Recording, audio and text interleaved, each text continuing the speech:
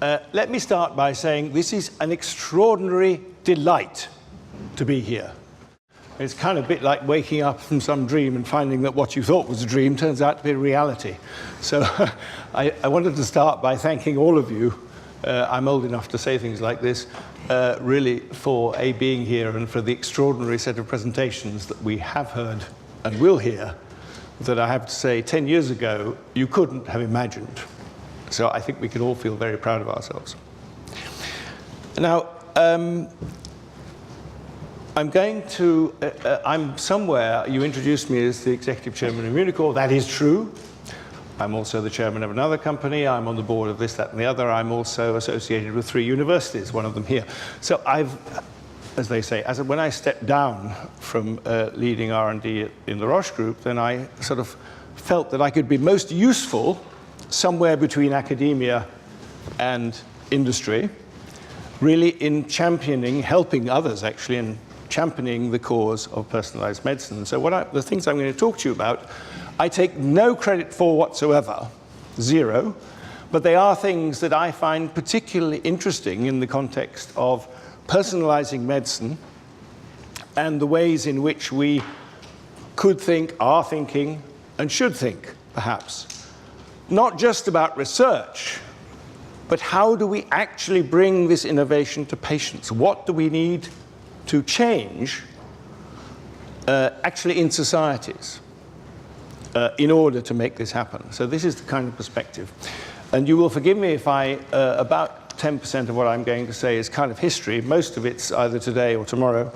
But to start with a bit of history. So quite a long time ago, much more than 25 years ago, I was asked by Richard Sykes to take over the leadership of the Biogen laboratory in Geneva, which was 200 people with a very large budget and a lot of freedom, and all that was very exciting.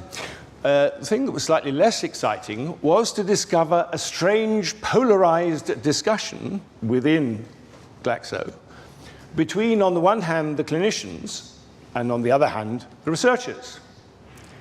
And the researchers said, just as everybody does nowadays, we do really first-rate, amazing, stunning science. In those days, it was mostly small molecules, except for Geneva.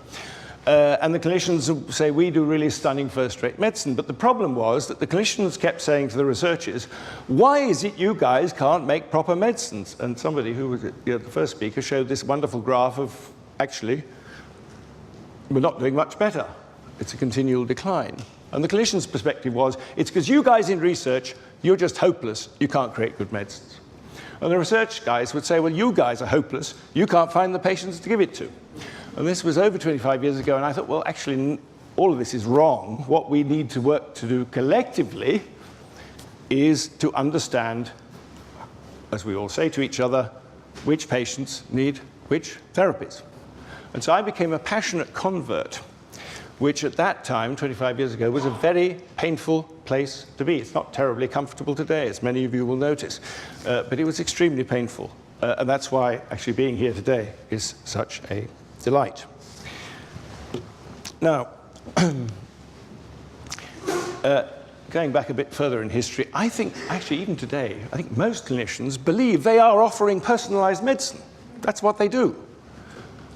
Of course they give particular therapies to particular patients, and that was true 10,000 years ago with witch doctors and all the rest of it. That was also pretty personalized. However, what happened on the journey was, as you could see, an awful lot of technology, basically. Cool, neat stuff. Even 1,000 years ago, the Greeks had a lot of new cool technology that changed how they thought about disease. You know, 14th, 15th, 16th centuries, masses of new technology and ways of thinking about things. It's ongoing. It's not, we're not, in that sense, our experience is not new. It's going a bit faster now. Well, what happened with the ability to communicate is that generalized guidelines appeared. And this actually was largely positive because it prevented outlying clinicians from doing unpleasant things to their patients, and that was all to the good. But what it has done, with the extraordinary economic pressures on the healthcare system, it has made medicine even more rigid, perhaps, than it's been in the past. What I think we must strive for is to use our technologies and to use the new things that we discovered to move medicine back away from, if I may say, the current set of guidelines, which are based very much on large numbers and statistics, and therefore are not personalized, back to using different algorithms. I would call it a much more complex set of decision rules. So how do we decide which patient gets which medicine? Move medicine much more back towards that. I believe we have now the tools to do this. I believe that it's extraordinarily important for us to provide incentives to all participants. And in particular, in the context of healthcare providers, that means cost-effective incentives. In order to show cost effectiveness, we have to be able to run pilots. And this is one of the major constraints that I've come across all throughout the world. And I can tell you about some of I actually tried running experiments in societies to say, well, how do I change society such that it's possible to run pilots? It turns out to be quite difficult, but it is possible. There are some wonderful things discovered, paid for by the NHS in Oxford that we reviewed a few months ago. Absolutely wonderful things, prime for implementation. When you go to the JR, this is just Oxford, it's the same. When you go to the JR and you talk to the now former chief executive and you say, how about a pilot? His answer, quite rightly, is, I'm sorry, I can't possibly run a pilot. My metrics are so tight that I can't change anything. So it's extraordinary that the NHS spends $1 billion plus on doing the kind of research that, when implemented, probably would be cost effective, but at the same time is completely incapable of running a pilot to show if it saves money or not, let alone patient outcomes. And this is an issue that I know is being addressed, but it's, these are all part of the things that we need to grapple with. Anyway, moving on. One of the good things that happened, as Munia mentioned, is that science developed, and while the output of the pharma industry and biotech industry has been still, until recently, cancer is an exception, until recently has been still using patient classifications as they were defined many years ago. There have been some exceptions, and this one, classical cancer medicines have a response rate of about 30%, which is, by the way, pretty serious in the context of using guidelines to treat patients. If you have a 1 in 3 chance that they will benefit, and that's the best you can do, and the rest of the 2/3 that don't benefit actually get the side effects, depression, eliminated immune system, and all the rest of it, we're not in a very good place in cancer, in my view. Anyway, as you know, and I was associated with actually one of the first BRAF molecule that was launched, and if you can define patients, then you get a response. We also know, as Munia said, that actually, despite of our best intentions, that turned out to be very quickly to be a very big disappointment, in that the amount of extra time, survival time you give them is on the small side, and the cancers come back exactly where they were before. And we all know this. And I have to say that for me was a big turning point when I felt that our thinking about cancer was completely wrong. So if you do the best you can do, then clearly all of this monotherapy stuff is absolutely wrong. Multiple therapies might get there, but that needs another algorithm that I will come to. And for that reason, then my personal focus changed. So that's just one example. If you look at this chart, this is actually one I borrowed from John Bell. This, for me, is a kind of ongoing scandal in the sense, and what it reflects two things in my view. It reflects, first of all, that in society, we are not providing the right kind of motivation to invest on working out which patients need which of these medicines. Sorry if you didn't get it, these are all cancer medicines. And health technology assessments, including NICE, are not being rigorous enough. The funding and all of these structures need addressing. We might do, just to give you an idea, we might do what is done in Japan, and that is to say, is to agree that the price goes down. And the only way the price stays the same, or even might go up, is if you actually identify which patients need the medicine and thereby improve the efficacy. is this kind of change in how we in society, it's us taxpayers in the UK, how we reward bringers of medical innovation that absolutely needs to be implemented. If you want to know, I think probably the thing that I am most disappointed with in the time that I spent in Roche Genentech, it was my personal inability to persuade the team and the company to invest the billions that were being made on Avastin in working out who actually responds. And because of that, there were a whole series of high-profile and very expensive studies that failed. It's a very useful drug. But I believe there's a moral responsibility to find out, an ongoing moral responsibility to find out. Thank you. Anyway, so the pharma industry is nothing like brave enough. The healthcare technology assessors are nothing like brave enough, and we can all do much better. Let me now move to another thing. Just a quick word about IMI. I had a number of positions of chairman of industry groups, international and European and all the rest of it. And my concerns about industry and academia's inability to take personalized medicine seriously actually led me to create this partnership, which is extremely uncomfortable.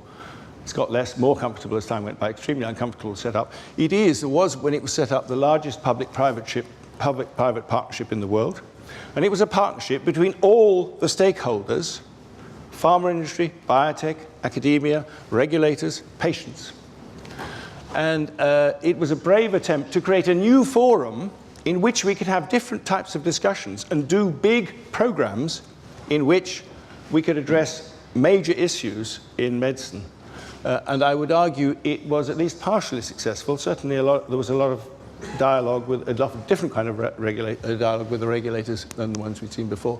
And what was at least as interesting, this is a study on the publication, on the citation index of IMI papers. And you can probably see here that actually IMI is down the bottom. This is NIH in the US, that's Wellcome Trust, that's TI Pharma, that's the world average. So actually the citation index of papers coming out of IMI is actually rather better on average than what we do without these kind of partnerships, which I found surprising and interesting. So not only do we do big, useful programs, people read more about it. So I think that's interesting. Anyway, and I think the kinds of issues, as we've seen today, the things that John Chisholm talked about, these are extraordinarily important things. And actually, that's probably these bigger programs, bigger partnerships, all of us bringing our expertise, are the only way we're going to make a serious program. And I'm really delighted to see, particularly in the UK, I would say, these kinds of things coming along. Now, this is Paracelsus. Munia, actually, we didn't talk about this, but the quick reason for putting this up is because you can read this if you like. He was, after Galen, who was 1400 years before him, he was probably the next major revolutionary in science. And the point I bring it up for is that he, interestingly, so he was doing really good science. He did alchemy, that's organic chemistry basically, and he did necromancy. Necromancy is anatomy, excuse me. How am I supposed to work out how human beings work if I can't cut them up? And for that, as a student, he was thrown out. Erasmus then asked him to come back again, out of Basel, sorry. And the other reason for me being interested is I've lived in Basel for 20 years. So he then returned to Basel as professor of medicine, where he did things like taking Galen's tomes on medicine, which was all about humours, for those who know, and burning it in a dish of sulphur, some of this sulphur dish with these tomes going up in smoke. That, ladies and gentlemen, is what we need to aspire to. And it will be painful because, as you see, even as professor, supported by Erasmus, he's again thrown out of Basel. I'm still waiting. Anyway, now I need to come to something a little bit more practical. Cancer. So cancer has been guided by clinical studies in defined lineages. One of the things that I did about 5 years ago was to join a very interesting organization called CARIS, and actually a colleague of mine, Ian, is just sitting there. And CARIS, what CARIS had done is to put together, it had taken all of medical literature, this is double-blinded studies and open-label studies, and it had taken all of the biomarker data from all of these papers, 120,000 of them. It had then put together a panel of 58 plus assays, which is sequencing, all the rest of it. And it had then, thank you, it had then used this, then put together a, so these are the assays, and this is the literature analysis. It had put together a set of decision rules such that when a patient has this marker, and this marker, this drug is more likely to work than that drug. And the report that goes to the clinician looks like this. So the drugs in green are the ones that are more likely to work, the ones in red are less likely to work, and the ones in gray you don't know anything about. And there's another structure that says these are on compendium, that is, means that they will be paid for, and these will not be paid for. And you could say, well, that's all kind of interesting. I'm mentioning this because, as far as I'm concerned, this is by far the most advanced cancer diagnostics, and it is related to all of the work that we have all been doing for the last 50 years on biomarkers. And that's all very interesting, and this just gives you a view. The only point I want to make is there are organizations, and indeed there's a philosophy that I detect in UK that says if we just sequence enough cancers, genomes, RNA, we will get it. We'll kind of understand, we'll get better and better predictive. I have to say, I don't believe that. I just don't believe it. I think it's an extraordinary, arrogant assumption about that we know how life works, particularly in the context of a disease where all of the interactions within the genome have all been completely disrupted. It's an extraordinary assumption. We do it because it's easy.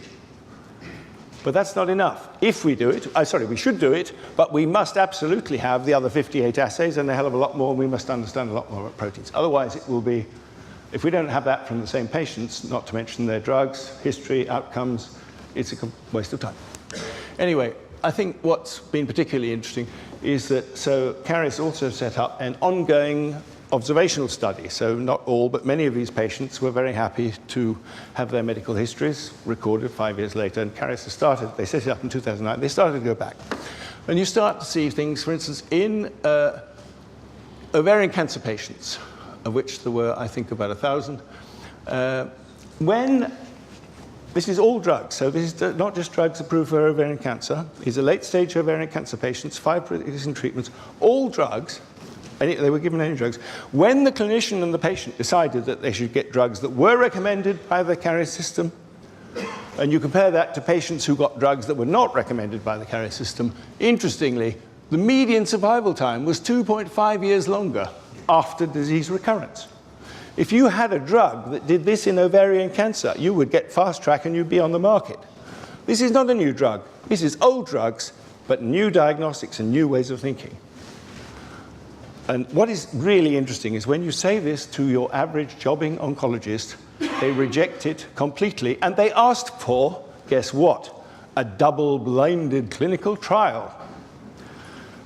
Now, we have some work to do here. That is absolutely and totally impossible. The only way you can generate this data is through an ongoing observational study, large study. This is 70,000, well, in the whole thing is 70,000 patients, in which you test not regimes, but decision rules. How was it decided that this patient got that and this patient got that?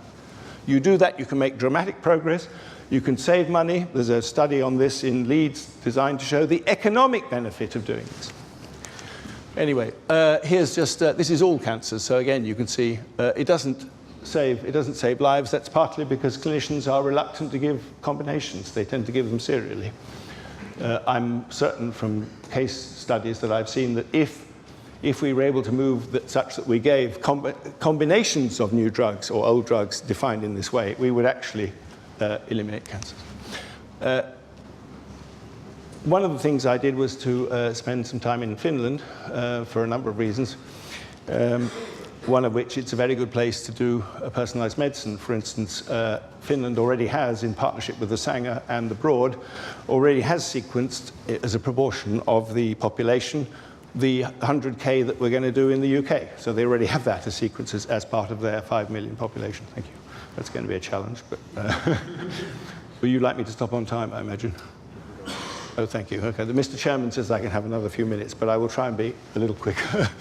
Anyway, so one of the things that was one of the most interesting cancer programs that I've seen that actually, for me, transformed the definition of translational medicine was this program, which is run in an institute called the Finnish Institute of Molecular Medicine in partnership with all hematologists in Finland and Norway.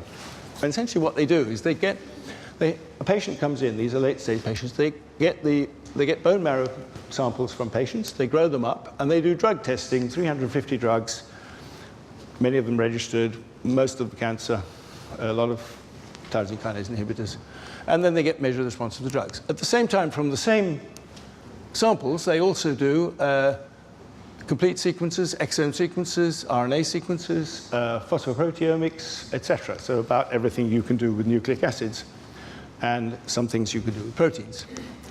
And then you integrate all of this, and then and you discover various stuff. It's really interesting because you can discover in real patient samples, real cancer samples, you can discover the actual activity of drugs. And 10 days later, if the answers are meaningful, I mean, if the clinician believes they can give that drug, the patient gets the combination of drugs as defined by drug screening. And then you can follow relapse. It's one of the most interesting areas. Now, this is 10 days, 2 weeks. And there are a number of learnings. I don't have time to go through it. A lot of this is now being published. But it is an extraordinarily interesting approach to cancer. And again, what it tells me is that, so this is the drug resistance overlaps for AML. And what it tells me is that this is the only thing you can predict in AML is FLT1 and this drug when you put all this data. Now, the jury is not quite yet back, but what it does say is if you compare in patient samples many times actual drug efficacy, both in ex vivo and in the patient, DNA is part of the answer, but nothing like the kind of answer that some of us believe. Just quickly, one of the other things that my friends in Caris, particularly a guy called David Spetzler, has done, is they created a very interesting blood-based test based on exosomes, which I can talk about over a drink later if people are interested. And they discovered they got a nice signal for prostate that had an area under the curve of well over 90, prostate cancer, pretty useful, actually rather better than a biopsy, if you believed it. And one thing is they discovered it was quite impossible to set up, to reliably produce the number of antibodies they need in real time. So they then shifted to aptamers, like Larry Gold. But what they've done recently is to create sorry, this is just about the complexity of biology. So we know we've got 2 to the 10 genes, lots of RNAs, lots of isoforms of proteins, and then we've got the topology of proteins and the pairing of proteins. So what they were trying to do is how do we work out a system that could actually reproducibly measure all sorts of shapes and associations between proteins? And they appear to have succeeded by using aptamer libraries. So you create 10 to the 12, 10 to the 15 aptamers. And then you run them through a selection pathway such that you get cancer-specific aptamers and normal-specific aptamers. And they've just recently come up with some very interesting, well, we don't want any of this. So this is the principle that you can recognize structures, and therefore you can recognize in vesicles or in cells or anything else. You can recognize when 2 proteins or 3 proteins are stuck together in a particular structure. And what they came up with, you can just about see this, what they came up with is when they applied this to a blinded set of cancer patients, they were able to divide them extremely neatly into 2 halves. They got 100% of introductional carcinomas, 100% mutant carcinomas, 100% of ER-negative patients. This is from blood using an aptamer selected library.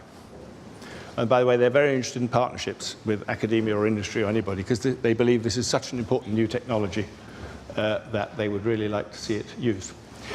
Anyway, and of course you can also use it for those interested in drug delivery because you can recognize specific paired or non-paired proteins, lipids, whatever. Let me just quickly move on to cancer. Cancer, you know, we say a lot, we've made a lot of progress, and we have. I have to say most of it's surgery and radiation, but, you know, drugs are useful too. But basically, a lot of the progress we've made recently has been around this is from Doug Hanahan, and it's been basically about the idea of cancer as a disease of cell growth. And I said when I saw the data from BRAF, the BRAF remission, I ceased to believe, actually, in inhibiting growth as a mechanism for curing, for long-term remission. And it was very clear then, and it's become much, much clearer since, that actually if you want to seriously treat patients, you must engage the immune system one way or another. And I've been very fortunate this relates to the Immunocore business, as Jonathan introduced me. I've been very fortunate to work closely with Bent Jacobsen in a couple of companies, but the one I'm going to talk about is Immunocore. In the use of T-cell receptors to guide cancer therapy. So antibodies we all know about, and CAR T-cells we all know about. Basically, they can recognize about 10% of the genome on the outside of the cell. And if I may say, my personal perspective is, with the exception of checkpoints, which are something else, in terms of targeted cancer agents, we're kind of running out of targets for antibodies, if we haven't already run out. Interestingly, these can detect 90% of the cell proteins when they are expressed and processed. Sorry, this is an HLA peptide expressed on the outside of the cell. It can detect 90% of the proteins inside in the whole cell, because when they're displayed on the outside. The agent that we're exploring looks like this. So it's a solubilized T-cell receptor with a sulfur link and then an anti-CD3 element on the back, such that it binds to the cancer and then it induces T-cells to kill the cancer. We don't need to go into this. One of the reasons why vaccines don't always work is because, interestingly, the affinity of cancer T-cell receptors, natural ones, are up here. And in order to kill the cancer, you need to be down here. And actually, it's rather likely you can only get there through engineering novel T-cell receptors against this. There's just, what's interesting, you also, I don't have time to go into this, you also need very few, you need about 10 to 20 peptides expressed on the surface of a cancer cell to kill it. This is very different from antibodies, where you need 10,000 or more for the system to see it. So I actually, let me just show you a video. If you could possibly start this video. The green ones are fibroblasts. The red ones are melanoma targets, and the blue things are T-cells. Can you click on this with a mouse? See what happens? Anybody there? There. What you'll see is that the T-cells recognize the melanoma cells and kill them all one by one, leaving the fibroblasts, innocent bystanders, alone. And that is extraordinary, in my view. What's even more interesting is that it appears to work in man. This is a single dose of this agent at 600 nanograms per kilogram, which is tiny. That, by the way, this was 0.05 nanograms. So it's really small doses, really potent. These have picomolar plus affinities. So you can see, day 0, day 30, gone. There are patients now with been treated once a week who are still in remission well over a year.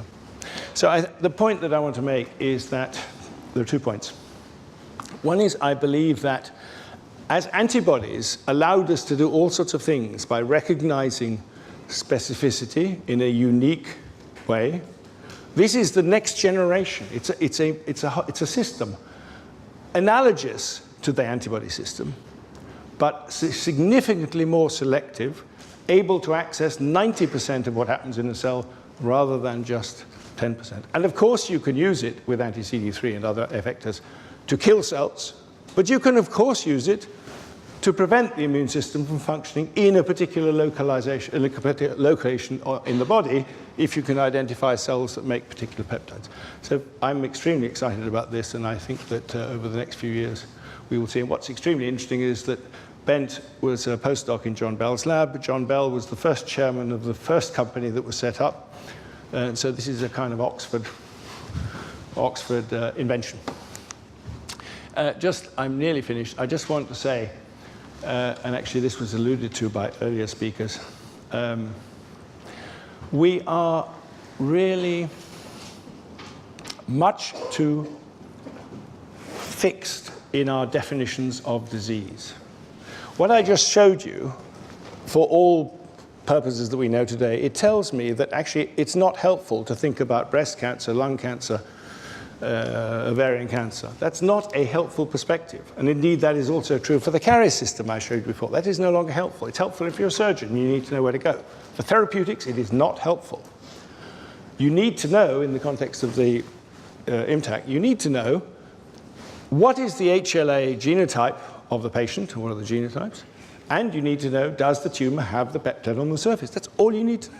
They become a candidate for therapy. And as far as we can see, that is likely to lead to a response. So what I love about that system is it completely redefines cancer in the context of therapeutics. I believe we need to take a similar approach to other diseases. I've chosen Alzheimer's, but the same thing applies to other things. It is depressing for me that Alzheimer's research has been captured by the amyloidologists for so long. There's a kind of breakout groups now emerging. But it is depressing that we are unable to fund, in significant measure, completely different thinking about Alzheimer's. There is evidence, I've just put up the ones that are obvious, that there is pretty good evidence, ApoE4, for instance, that part, and a whole lot, that Alzheimer's is at least in part vascular. It's at least in part inflammatory. It's at least in part some kind of insulin diabetes, GLP-1 alleviated disease. It is certainly has something to do with synaptic malfunction. And of course, a part of it is part of amyloid. But the way in which we are approaching both running clinical trials and indeed the discovery of biomarkers, I think is deeply flawed, which explains why we are not making much progress. And so I would just urge all of us to think in a much braver way about how we classify patients and the kinds of questions we ask, a much broader set of questions than we have done historically. This, by the way, is what happens when you use the Charisome Aptamer library system on a whole panel of cancers and other diseases. And you can actually structure them, and that's quite interesting. It does tell you that the relationships between diseases, this is just based on what you find on the vesicles that you find in the blood. It does tell you that there are, if you look in detail, it does tell you that there are very interesting relationships. And I believe we need to pay much more attention to these kinds of relationships to get better mechanistic insight to allow us to make progress. I'm not going to talk too much about genetic risk. My genetics started in Oxford, actually, with a conversation with John Bell about asthma subdivision a very long time ago.